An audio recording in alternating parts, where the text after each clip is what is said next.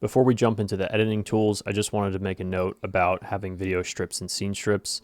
In the last video, I covered how we can go from scene strips to video strips, and why we would want to use play blast videos over using scene strips. In the pod racing animatic example that I shared in an earlier video, I show how I went from using scene strips to video strips, and then in order to create the final assembled animatic, what I did was I duplicated the editing scene, which is this thing over here, and then I got rid of the scene strips and then just started only working off video strips. So I'm going to do that here because we don't need to work with both, we just need to use one. So my recommendation is once you've done a first pass at editing with using scene strips, and then you convert those scene strips into video strips, we can then just go ahead and make a duplicate scene. That way we can always fall back to the scene strips. So if you come up here, you can hit duplicate and just do a full copy. And then you want to make sure that the same scene is up here. So now we basically have two different editing scenes, one where we're going to use video strips, where I'm going to show you the remainder of all of the tools. And then if you ever wanted to go back, you can just hit the edit scene here and then make sure that you also toggle it on here. So I'm going to go back to edit.001. So then what I'll do is delete the scene strips and then move the video strips down into channel 5, because that's where we have our channel designation here in our menu. So if we were to play blast a new camera, it would then import into the correct channel. So delete, press G, bring these down. And so now we're just working off video strips. The sequencer header comes with a few custom Whippet tools. The first one is jumping to the video editing workspace. So if you're in your storyboarding workspace and you hit this button, you'll just jump to the video editing workspace. It's just a quicker way than going to the top here. The second button here is to jump back to the storyboarding workspace, but it will also jump you to the relevant camera and frame number. So if you want to jump to a specific shot, you just want to put the playhead where you want to jump back to. So let's say we want to go back to this frame, and then you would have to select the strip and then you can hit the button. Or if you have the key map installed, then you can double click and it will bring you right back to that frame.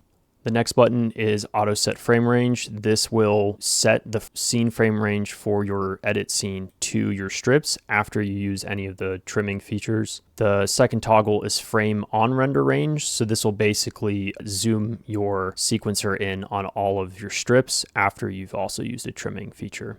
So I'll turn this off and just show you the trimming. What trimming does is it basically does a ripple edit where it'll just remove either left or right of the playhead. So if I want to remove the start of this shot, I can hit trim left and then it will remove everything from that and move everything over just on the active channel that you're trimming on. If you want to trim the right handle, you would then hit the right bracket and it removes everything after the playhead. And so if you toggle this on and I make another trim over here, what it will do is it will just zoom in on your strips. Shuffling is pretty straightforward. It just swaps places with the strip next to it. So you hit left, it'll swap all the way for the selected strips. So you can select multiple strips and shuffle them left and right as well. Sync scene time is not necessary for the video editing workspace, but it is necessary for the storyboarding scene. This is on by default when you open up Blender 5.0 with a storyboarding setup. So make sure this is on if you want the scene strip to drive the storyboarding scene up here. So as you've noticed, there's quite a bit of text here with each video strip or scene strip. This is just to make it clear where footage is coming from. So you have your scene name, the camera number, and the take version. You also have the duration here if you toggle this on in the overlays. So here's duration and name of the strip. However, typically in productions, you'll have a different name for your shots. So you can select all your strips or just select one strip if you're renaming a shot number for one strip. You can come over here and set a sequence prefix, which is how we work at Lucasfilm. And then you can have the starting number and an increment step. So we do 10, 20, 30, 40, etc. And then you can hit assign shot labels. And this will rename all your strips in sequential order.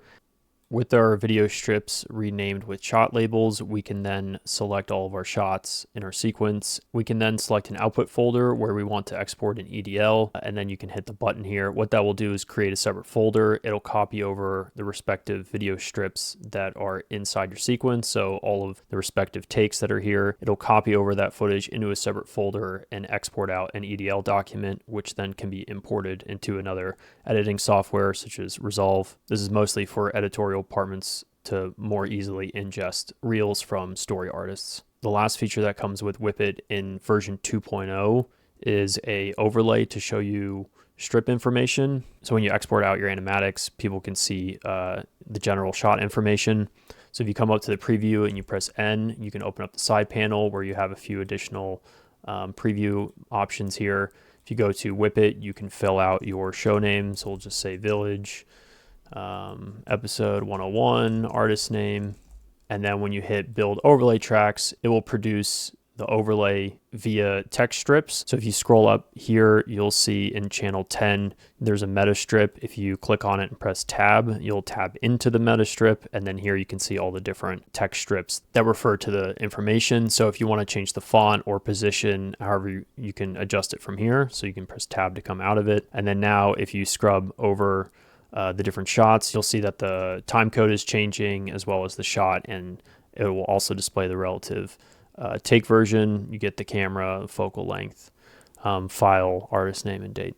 Okay, and finally, to export your entire sequence, we would just use the native Blender export process. So if you come up to your properties panel, you click on the output button, the little printer icon. Here you'll set your aspect ratio for the final video output. You'll want to ensure that your frame range is set to all the strips. So you want to make sure that this number here matches to the end. Then you select your destination, any of the other settings you want to do.